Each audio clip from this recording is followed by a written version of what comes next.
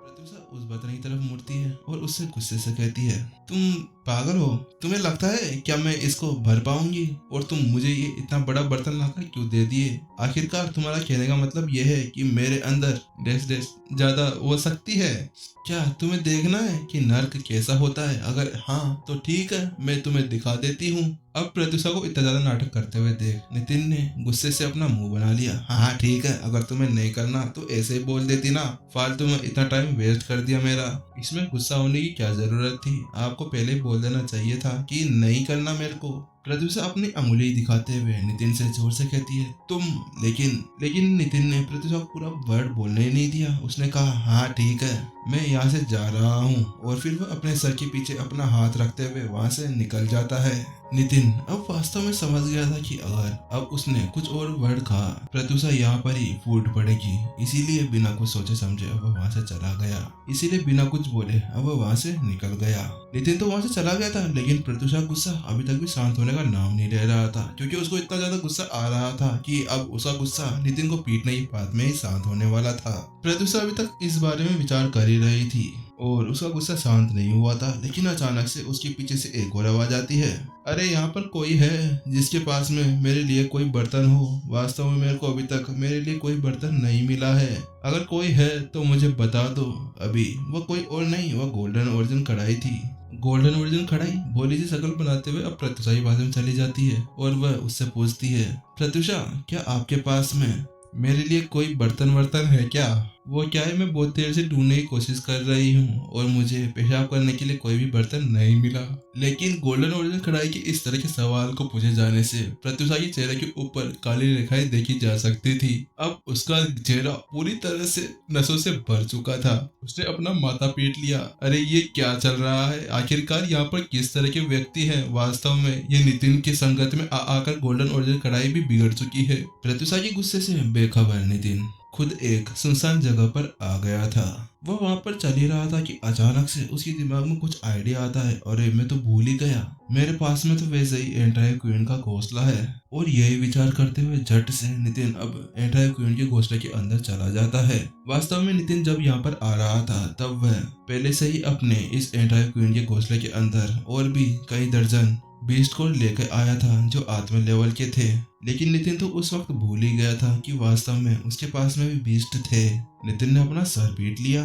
उस घोंसले के अंदर आने के बाद में नितिन जोर से चिल्लाता है, चलिए सब इधर आ जाइए, मुझे आप सभी की मदद की जरूरत है। नितिन की आवाज सुनते ही सभी बीस्ट अब उसकी तरफ भागे चले आते हैं। वहां पर उन सभी बीस्टों को आने के बाद में नितिन उन सभी से सीरियस वॉइस के अंदर कहता है, चलिए मुझे तुम सभी से अब तुम्हारा पेशाब चाहिए। उसी के साथ में नितिन ने उन सभी के सामने अब बड़े बड़े बर्तन बाहर रख दिए थे। लेकिन नितिन के इस तरह के अनुरोध को सुनते हुए सभी बीस्ट अपनी निगाहें एक दूसरे की ओर घुमाए बिना रह सके। वह तो ये सोच रहे थे क्या मास्टर पागल वागल हो गए हैं, लेकिन अब वह कुछ कर भी नहीं सकते थे। आखिरकार वह उनके मास्टर का आदेश जो था। और उसी के साथ में अब सभी बीस्ट अपने अपने लिए एक बर्तन लेकर वहां से चले गए थे। आखिरकार वो भी तो मास्टर टीचर से कम थोड़े ना थे और वह एक दूसरे के सामने थोड़ी ना पेशाब करेंगे। नितिन को इन सभी बीस्टों से बहुत ज्यादा उम्मीद थी, क्योंकि इन सभी के अंदर बहुत सारे बड़े बड़े बीस्ट भी थे और वह उनके अनुपात के हिसाब से उतना ही मूत्र उसे दे सकते थे।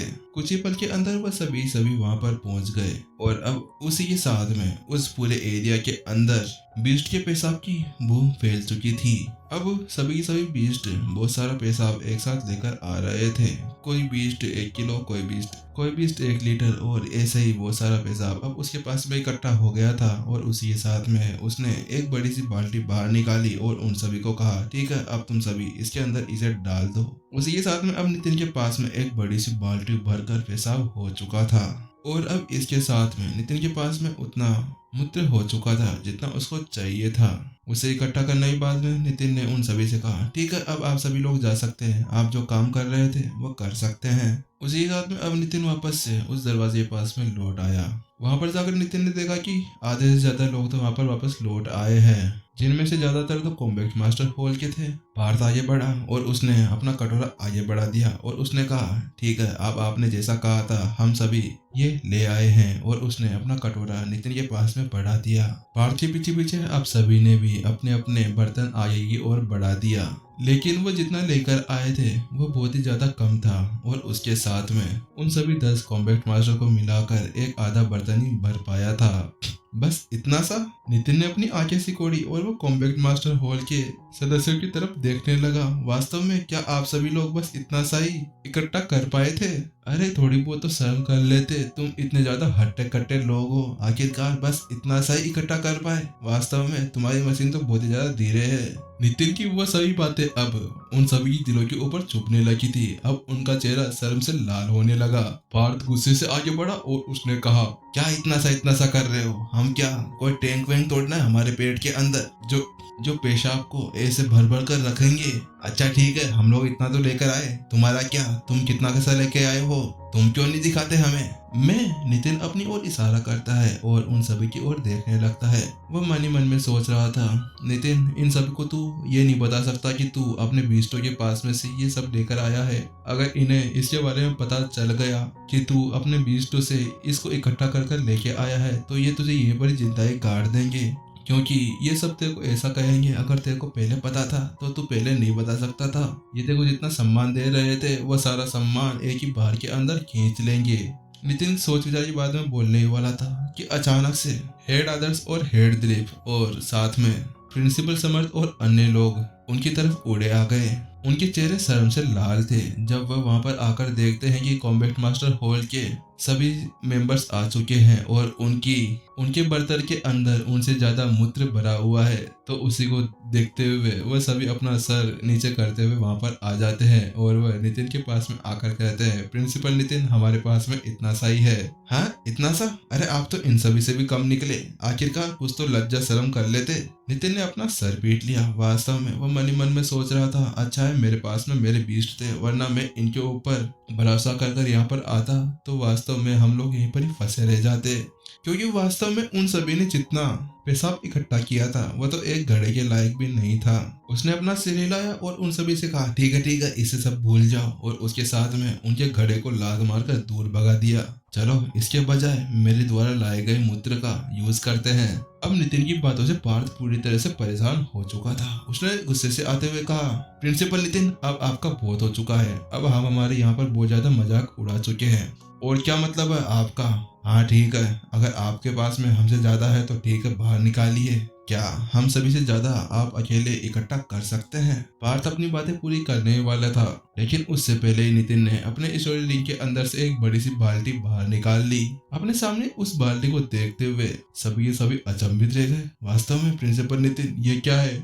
वह उसके सामने कुछ भी नहीं कर सकते थे। वास्तव में अब वह अपने आप को बहुत ही ज्यादा उन्मादी महसूस करने लगे थे। पार्थ आगे बढ़ा और उसने कहा, प्रिंसिपल नितिन, ये क्या है? आखिरकार ये कहाँ से ले आए? हाँ, मान लिया कि आपकी बहुत सारी जगह है, लेकिन वास्तव में आप इतना सारा मूत्र कहाँ से लेकर आ गए? आप ये इतना सारा इकट्ठा कर कहाँ से लेकर आ गए? अगर इसका यूज हम लोगों ने पानी की तरह किया तो हम किसी को भी इसके अंदर डुबा कर मार सकते हैं। आप एक बात बताइए, आप अपने पेट के अंदर इस सभी को इकट्ठा कहाँ से करते हैं? सबसे ज्यादा सदमा तो भी पार्थ को लगा हुआ था उस बाल्टी को अपने सामने देखते हुए, क्योंकि अब वह तो बेहोश होने वाला था। वास्तव में वह सोच रहा था कि आखिरकार ये प्रिंसिपल नितिन है क्या चीज? क्या साल भर से ये अपने पेट के अंदर इस मूत्र को इकट्ठा करते हुए आ रहे थे? आपका मजबूत होना एक बात है, क्या ऐसा हो सकता है कि आपके पेट के अंदर एक दूसरी डायमेंशन है जिसके अंदर आप इसे इकट्ठा करते हैं? अगर हमें पहले ही पता होता कि आप इतना सारा उत्पादन करने में सक्षम हैं, तो हम इतनी ज्यादा परेशानी उठाते ही नहीं। आपको पता नहीं हम सभी को कितनी ज्यादा शर्म आई थी इन सभी कटोरों को भरते हुए। नितिन का चेहरा भी अब शर्म से लाल हो गया था उन सभी की इन तरह की बातों को सुनते हुए। प्रत्युषा भी अब उसे आगे चौड़ी करते हुए देख रही थी और उसी बात को छुपाते हुए नितिन ने कहा, हाँ ठीक है, मैं समझ गया, अब तुम सभी को ज्यादा बोलने की जरूरत नहीं है। अब मैं चला सील को तोड़ने के लिए, वरना तुम सभी तो यहाँ पर मेरा ऐसे मजाक उड़ाते रहोगे। और अब नितिन सीधा उस बाल्टी को लिए हुए सील की तरफ बढ़ने लगा था। वह अब सील के ऊपर जा रहा था और ये देखते हुए कि अब नितिन उस सील को तोड़ने वाला है, सभी की आंखें अब नितिन की तरफ घूम जाती है। वह उन सभी बातों को भूल जाते हैं। उन सभी की आंखों के अंदर चमक देखी जा सकती थी। उन सभी ने उस फॉर्मेशन का अच्छी तरह से अध्ययन किया था, लेकिन वास्तव में उन्हें उसे तोड़ने का कोई भी रास्ता नहीं मिला था। और उन्होंने अपने से पहले उन सभी अलौकिक राक्षसों को भी देख लिया था कि वास्तव में वह किस तरह से उस सील को तोड़ने के लिए अपनी पूरी ताकत का यूज कर रहे थे। लेकिन यहाँ पर तो ये कुछ और ही यूज कर रहे हैं। ये इस सील को तोड़ने के लिए क्या इस मूत्र का यूज करने वाले हैं। अब सभी ये देखने के लिए उत्सुकता है कि आखिरकार ये मूत्र के साथ में उस सील के ऊपर क्या करने वाले हैं। सभी ने अपनी निगाहें नितिन की ओर टिका दी थी। उसी के साथ में नितिन ने अपने पैर से उस बाल्टी के नीचे मारा और उसी के साथ में उसके नीचे एक छोटा सा छेद हो जाता है और अब उसके अंदर की पूरी राशि सीधे उस सील के गेट के ऊपर जाकर गिरती है। जैसे ही वह मूत्र उस सील के कांटेक्ट में आता है, उसके अंदर से धुआं बाहर निकलने लगता है। एक पल बाद में अब वह सील धीरे धीरे बंद होने लगी और इसी के साथ में आपका एपिसोड यहीं पर ही खत्म होते हुए। तो गाइज यार आप लोग कमेंट करके बता दीजिए यार, क्योंकि क्या बोलते हैं मेरे को पता नहीं चल रहा कि अपनी वॉइस पहले से सुधरी है पहले से खराब हो गई है। और अगर गाइज मजा नहीं आता हो ना तो बोल दिया करो कि गाइज यार ब्रो मजा नहीं आ रहा है, थोड़ा सा और सुधार हो, तो उसमें और थोड़ी सी अपन सुधार सकते हैं ना। अब आप लोग नहीं बोलोगे जब तक मेरे को पता चलने वाला है नहीं, और मैं अपनी वॉइस बार बार सुनकर मैं भी बोर हो जाता हूँ। और गाइज मैं मजाक नहीं कर रहा, इस वाले एपिसोड को रिकॉर्ड करने में मेरी तो बैंड बज चुकी है भाई। बीच बीच में बार बार मेरे को सीन कट करना पड़ रहा है भाई, इतने सारे टेक्स लिए मैंने। आप लोग बताना गाइज ये वाला एपिसोड आप लोगों को कैसा लगा, प्लीज बता दो यार भाई। इसमें तो मेरे को मतलब हंस हंस के पागल हो चुका हूँ। ठीक है गाइज, चलिए मिलते हैं कल हम नेक्स्ट एपिसोड के अंदर। और गाइज यार अगर आप लोग स्टोरी हैप्टिक्स के ऊपर नए आए हैं तो चैनल को सब्सक्राइब जरूर कर दे और गाइज एक लाइक ठोक ही दो। चलो बाय बाय।